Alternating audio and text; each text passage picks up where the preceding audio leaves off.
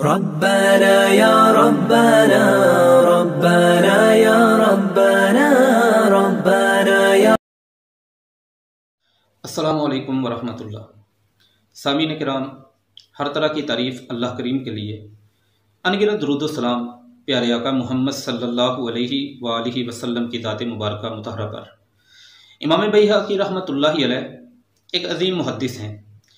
ان کی ایک کتاب شعب الایمان، اس میں روایت نمبر 4908 لکھتے ہیں کہ خرج عبداللہ بن عمر رضی اللہ تعالی عنہما الی بعض نواحی المدینہ تھی۔ ایک دن عبداللہ بن عمر رضی اللہ تعالی عنہما مدینہ سے اس کے نواحی علاقوں کی طرف نکلے۔ ومعہ اصحاب لہ، ان کے کچھ دوست بھی ان کے ساتھ تھے، اور انہوں نے راستے میں کھانا کھانے کے لیے کچھ انتظام بھی گھر سے کر کے وہ نکلے تھے۔ چلتے چلتے بھوک لگ گئی، ساتھیوں نے وَوَضَعُوا لَهُ السُّفْرَةَ، دسترخوان بچھایا، کھانا اس پہ سجا دیا۔ عبداللہ بن عمر رضی اللہ تعالی عنہما کو بلایا کہ آپ تشریف لائیں اور کھانا کھائیں۔ جب دسترخوان پہ کھانے کے لیے بیٹھے، فَمَرَّ بِهِمْ رَاعِي الْغَنَمِ، ان کے قریب سے ایک بکریوں کا چرواہا بکریاں چراتے ہوئے نکلا۔ عبداللہ بن عمر رضی اللہ تعالی عنہما نے اس بکری کے چرواہے کو کہا، حلم یا راعی، آپ تشریف لے آئیں اور ہمارے ساتھ بیٹھ کر کھانا تناول فرمائیں۔ لیکن عبداللہ بن عمر حیران رہ گئے۔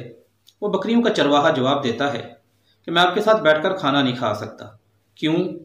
کہتا ہے اس لیے کہ انا صائم، میں نے روزہ رکھا ہوا ہے۔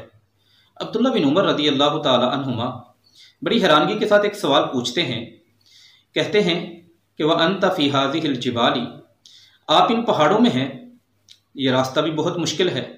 تَرْعَى هَذَا الْغَنَمَ، اور بکریاں چرانے کی ڈیوٹی یہ بھی بڑی مشقت اور تھکاوٹ والی ہوتی ہے، اور بڑی ہی انسان کو دوڑنے اور بھگانے پر یہ ڈیوٹی مجبور کر دیتی ہے، پھر بھی آپ نے روزہ رکھا ہوا ہے۔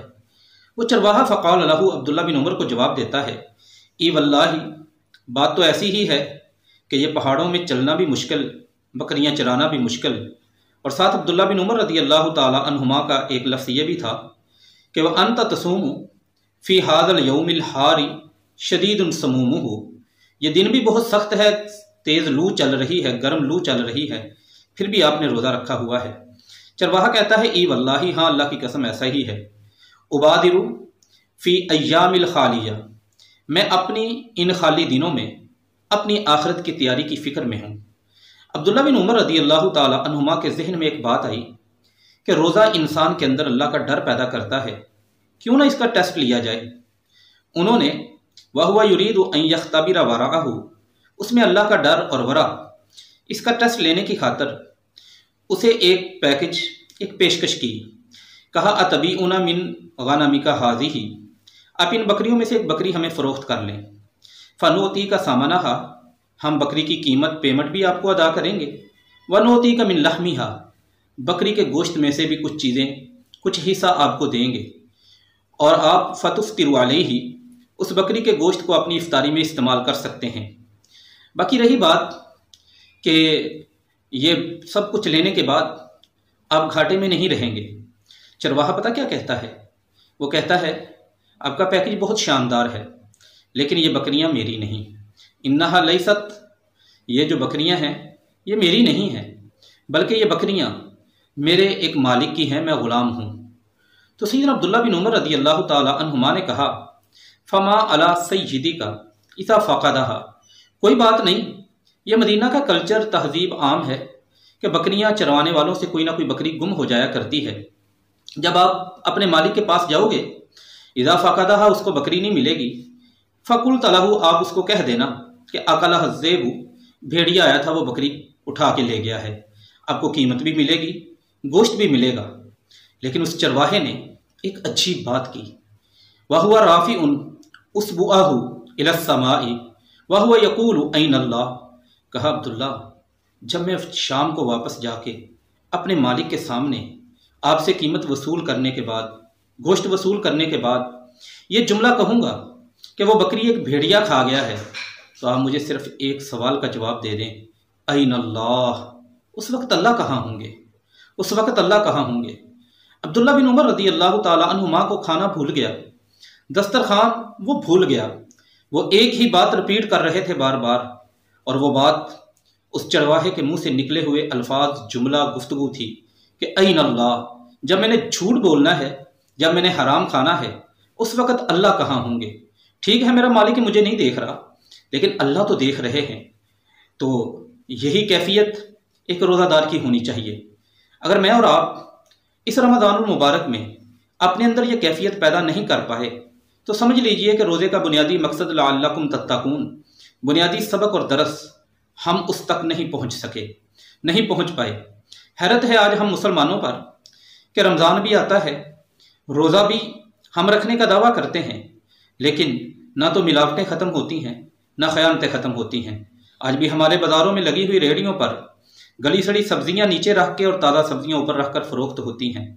آج بھی دودھ میں ملاوٹ اسی طرح جاری ہے۔ آج بھی پولیس والا روک کے پوچھتا ہے کہ پرچہ یا خرچہ۔ آج بھی رشوت اور کرپشن کے بازار گرم ہیں۔